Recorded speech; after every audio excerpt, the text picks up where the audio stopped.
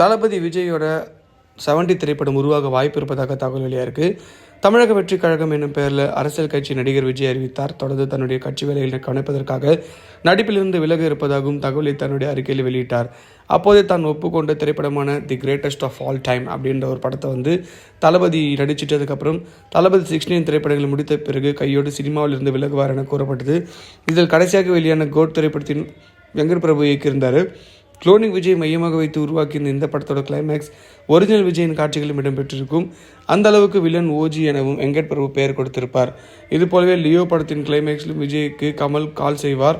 அதைத் தொடர்ந்து பேட்டியில் கூட லோகேஷ் கனகராஜ் ஃப்ளாஷ்பேக் பொய் என்ற ரீதியில் பேசியிருப்பார்.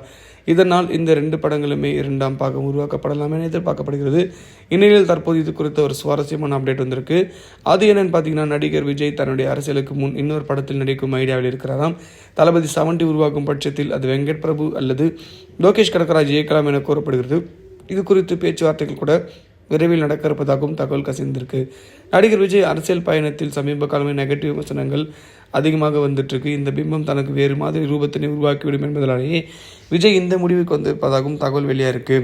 பொதுவாக தளபதி விஜயை பொறுத்த வரைக்கும் அவர் எடுத்த போல்டான மூவ் ரொம்ப ஆச்சரியமானது. ஏன்னா சினிமா துறையில் ஒரு நடிகன் 200 கோடி சம்பளம் வாங்கி அந்த வேலையை விட்டுட்டு வரான் அப்படின்னா எந்த அளவுக்கு அவன் மக்கள் மீது இன்ட்ரெஸ்டாகவும் இருப்பான்றது நம்ம யோசிக்கணும். அதை தாண்டி அவர் கூட இருக்கிற லூசு பசங்களை வச்சுட்டு இவர் என்ன பண்ண போகிறாருன்னே தெரில. அந்தளவுக்கு முட்டாள்தனமான விஷயங்களை பண்ணிகிட்டு இருக்காங்க. ஒரு விஷயம் நம்ம பண்ணுறோம், அதாவது அரசியலை பொறுத்த வரைக்கும் பழந்துன்னு கொட்டை போட்டவங்களாலேயே அடுத்து என்ன மூவ் பண்ணுறதுன்னு தெரியாமல் யோசிச்சிருப்பாங்க. தளபதி விஜயை பொறுத்த வரைக்கும் இந்த அடிப்படையை முதல்ல தெரிஞ்சுக்கிட்டு மக்கள்கிட்ட இறங்கி வேலை செஞ்சு அடுத்தடுத்து அவரோட கொள்கைகளை மேம்பாடாக வச்சுருந்தா மட்டுமே மக்கள் அவர் முகத்தை ஞாபகம் வச்சுருப்பாங்க. இந்த ஒரு விஷயத்தை தான் கேப்டன் விஜயகாந்தும் எம்ஜிஆரும் பண்ணாங்க. அதே மாதிரி ஒரு வாய்ப்பு இவர் கிடைச்சாலும் இதை கரெக்டாக யூட்டிலைஸ் பண்ணுறதுக்கு கரெக்டான டீம் வேணும். அந்த டீம் இருக்காங்களா அப்படின்றது ஒரு கேள்விக்குறி தான். அதை தாண்டி இவர் சினிமாவில் சாதித்த மாதிரி அரசியலும் சாதிக்கணுன்ற எண்ணம் உண்மையிலே நல்லது தான். ஒருவேளை முயற்சி பண்ணால் கண்டிப்பாக இவர் ஆகலாம் அப்படின்னு சொல்லி நிறைய பேர் சப்போர்ட் பண்ணாலும் இப்போ விட்டுருக்க இந்த அப்டேட்னால எல்லோரும் கொஞ்சம் அப்செட் ஆகிருக்காங்க. ஏன்னா தளபதி விஜய் படத்துக்கு போயிட்டார் அப்படின்னா ஃபுல் அண்ட் ஃபுல் அதில் பிஸியாக இருப்பார். அப்போ மக்கள் பற்றின எண்ணமும் இருக்காது, எதுவும் இருக்காது.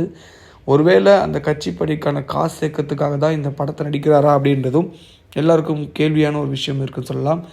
தளபதி விஜயை பொறுத்த வரைக்கும் இந்த படம் இருக்கோ இல்லையோ அரசியல் ஜெயிச்சா வேண்டா அப்படின்னு சொல்லி முழு மூச்சோடு இப்போ களத்தில் இறங்க போகிறாரு. இவர் ஜெயிக்கிறத தாண்டி இவர் உண்மையிலே இவருக்கு எத்தனை பேர் சப்போர்ட் இருக்காங்கன்ட்டு இது மூலிமா நமக்கு தெரியும்.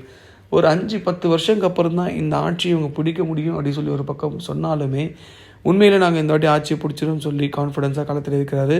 இதை பற்றின உங்கள் கருத்தை கமெண்ட் பாக்ஸில் பதிவு பண்ணுங்கள். மறக்காமல் நம்ம சினி ஜங்ஷன் சேனலில் லைக் பண்ணி ஷேர் பண்ணி கமெண்ட் பண்ணுங்கள், சப்ஸ்கிரைப் பண்ணுங்கள் மக்களே.